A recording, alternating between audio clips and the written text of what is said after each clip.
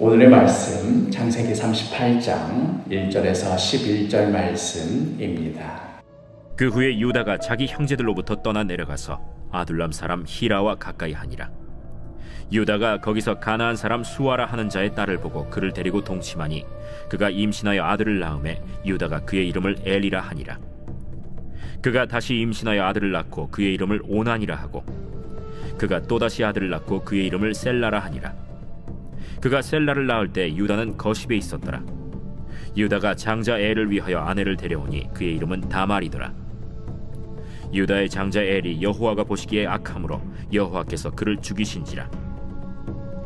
유다가 오난에게 내 형수에게로 들어가서 남편의 아우된 본분을 행하여 내 형을 위하여 씨가 있게 하라.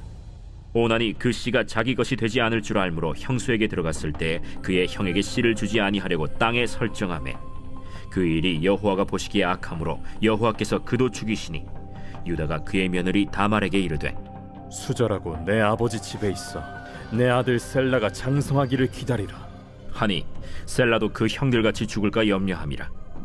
다말이 가서 그의 아버지 집에 있으니라. 한참 요셉의 이야기가 진행되다가 갑자기 뚝 끊어지면서 유다의 이야기로 전환되지요. 노예로 팔려간 요셉이 과연 어떻게 되었을까? 이 성경을 읽는 독자들은 매우 궁금한 상태일 텐데도 바로 이어지는 이야기는 유다의 아들들 이야기로 들어갑니다. 오늘 본문 1절에서 3절.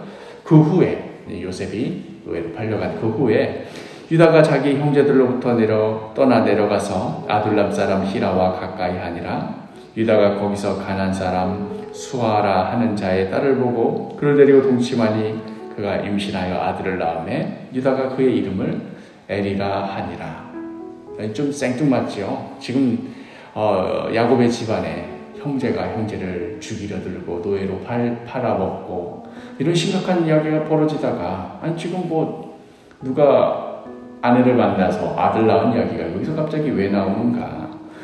야곱의 아들이 12이나 되고 그 12명의 아들들이 각자 또 아들들을 많이 낳았을 텐데 왜 이 시점에 유다의 아들들 이야기일까 하는 질문이 생기게 됩니다. 훗날 이스라엘이라는 국가를 이루어 나가는 여러 제도들 가운데 고엘 제도가 되는 이 형사 취수제, 형이 죽은 다음에 형수를 대신 얻는 그런 제도, 이게 바로 유다의 아들들 이야기의 주된 주제입니다. 형사 취수제는 형제 중에 하나가 자녀를 잊지 못하고 죽게 되었을 때 다른 형제가 대신해서 그 형수와 결혼하여서 자녀를 잊게 하는 그런 제도입니다.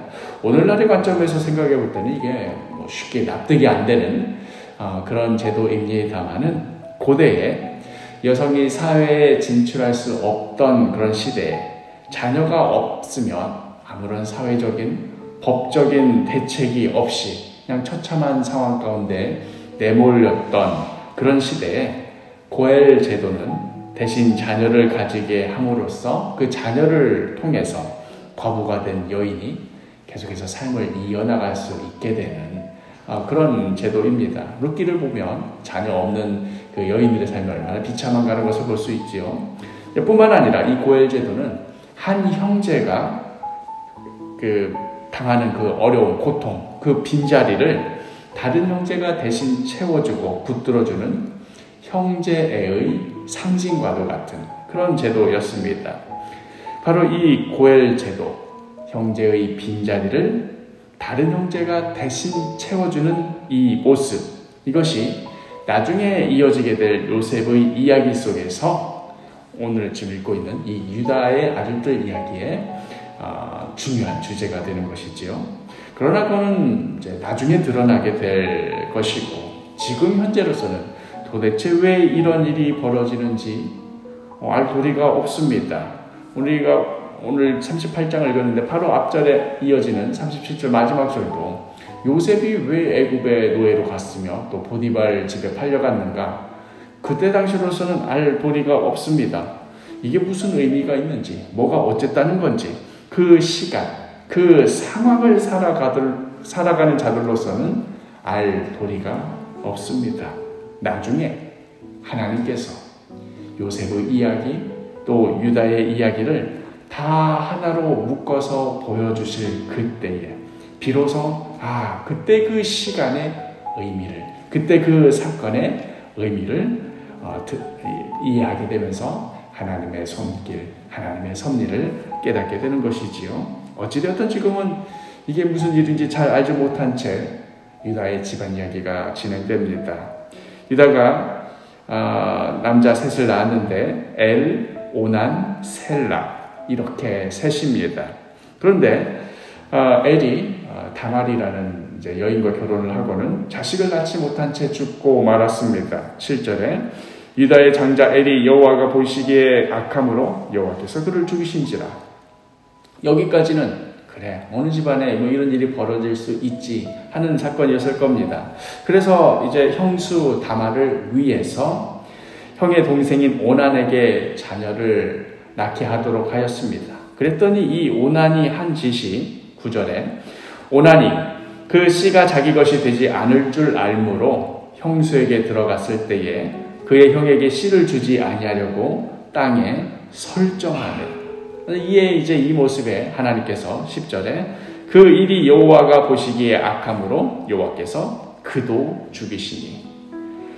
형제의 빈자리가 생겼는데 다른 형제가 어떻게 고통당하고 도무지 어찌할 수 없는 그 어려운 가운데 빠졌는데 다른 형제가 이를 모른 채 하고 혹은 이것이 자신에게 이익이 되지 않을까 다른 짓을 하는 그 모습을 보시고 하나님께서 이것을 악한 일로 보셨던 것입니다.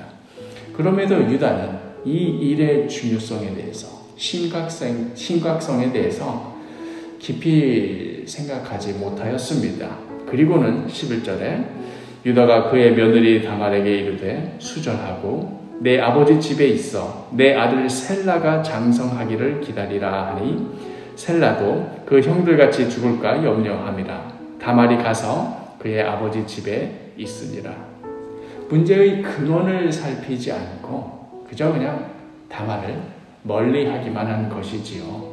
저 며느리에게 뭔가 씌었나 보다. 괜히 가까이에서 좋을 일 없겠다 하는 식의 단순한 생각에서 비롯한 것이었을 겁니다. 우리가 계속해서 보게 되겠지만 피한다고 피해지는 것이 아니었습니다. 하나님께서는 이 문제의 중요성을 끝까지 모르셨고 끝내는 유다로 하여금 하나님이 옳으시다 하는 그 고백을 할 수밖에 없는 자리에까지 이끌어 가셨습니다. 더 나아가서는 바로 유다의 이 깨달음 또 하나님께서 그의 인생을 통해서 가르쳐 주신 이 고엘 형제의 빈자리를 대신 채워주는 이 고귀한 정신이 훗날 요셉과 다시 만나는 지점에서 매우 중요한 역할을 하는 빛을 발하는 그런 순간이 오게 됩니다. 사랑하는 사도교회 식구 여러분, 우리 인생 가운데 어떤 문제가 벌어졌을 때 그저 회피한다고 좀 멀리한다고 모른 척한다고 해결되는 것 아닙니다. 그 문제를 두고 하나님과의 기도 속에서 그 근원을 물으시고 그 뜻을 구하시기를 바랍니다. 그저 다말을 멀리한다고 문제가 저절로 해결되지는 않습니다. 오늘 하루도 우리 인생 가운데 마주하는 여러 문제들, 어려움, 막히는 것들, 답답한 것들, 이거 생각하기 귀찮다. 이거 뭐 어떻게 될지 모르겠다. 좀 떨어뜨려 놔야겠다. 이걸로 해결되지 않습니다. 주님께 뜻을 구하며 길을 열어나가시는 하나님께서 나의 인생을 붙드시고 이끌어 가시는 그 손길을 바라보시는 귀한 하루가 되기를 간절히 축복합니다.